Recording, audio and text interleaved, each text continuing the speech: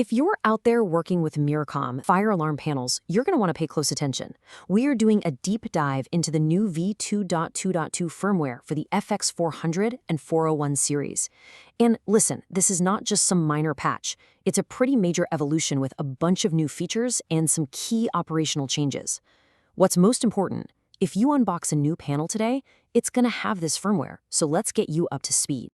All right, so here's our game plan. First, we'll touch on the basics of the update. Then we'll get into the real headliner, the new carbon monoxide reporting features. After that, we'll look at some really nice user experience upgrades and operational improvements. And finally, we'll walk through exactly what you need to know if you're upgrading a panel out in the field. So first things first, let's cover the fundamentals. What exactly has changed here? Well, you can see both the panel firmware itself and the configurator software are now synced up at version 2.2.2. That just makes everything simpler to track. But the big takeaway here is that every single new panel leaving the Mircom factory is shipping with this version. So this is the new standard. This is what you're going to be working with from now on. Okay, now for the single biggest reason for this whole update, a complete overhaul of how the panels handle carbon monoxide or CO detection. You know, these changes are all about making sure these panels are fully compliant with the latest UL and ULC life safety standards. It's a big deal. And this is where it gets really interesting. The panel now has its own separate event queue just for CO events. There's a dedicated CO alarm LED right on the display. Your DACT, the digital communicator, now sends specific codes to the central station so they know instantly it's a CO alarm, not a fire alarm. Plus, you can set up your NACs to sound that distinct T4 signal for CO, which is totally different from the T3 fire signal. You can even choose which event gets priority. It's just a much, much smarter system. Now this is a huge operational change you have to know about, especially if you're servicing an existing panel. That physical fire drill button you're used to, after this update, it's repurposed. Its new job is handling CO alarm functions. Don't worry, the fire drill feature isn't gone. They just moved it into the LCD menu. But you got to remember that on your next service call, for sure. So, to make that repurposed LED work, Mircom is standardizing the hardware. All new panels will now come with a RAM 3500-LCD display. It's got a new universal overlay that actually has the CO alarm label printed right on it. You know, it's a smart move that just streamlines things and makes sure every panel is CO ready right out of the box. All right, but it's not all just about CO compliance. This update also brings some fantastic quality of life improvements. These are the kinds of things designed to make your life easier and make programming these panels a whole lot faster.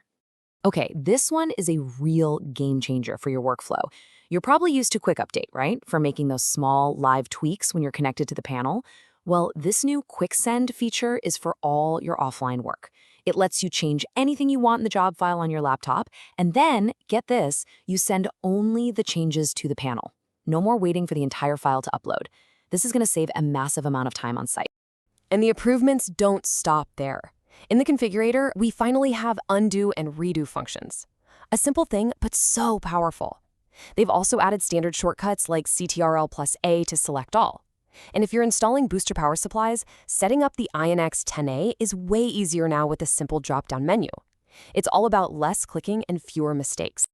Next up, let's pop the hood and look at some of the enhancements that just make the panel perform better and more reliably day to day. So this update includes a lot of solid refinements. You're going to see much better NAC synchronization for those temporal 3 patterns. They've added an alert tone for the MGC400 series strobes. The event log descriptions are more intuitive, which makes troubleshooting faster. There are new timer options and better buzzer silence for positive alarm sequence, or PAS. You know, these are the little things that add up to a much more stable and predictable system. Okay, let's get down to brass tacks. What does this all mean for the thousands of panels that are already installed and running out there in the real world? So here's the official word, straight from Mircom's technical bulletin. Upgrading existing systems is not mandatory. Let me repeat that. It is not mandatory. If a site doesn't need the new CO features or any of the other bells and whistles, you can just leave the current firmware right where it is. This is an optional update, driven by features. Now, before we go one step further, I need you to listen very, very carefully.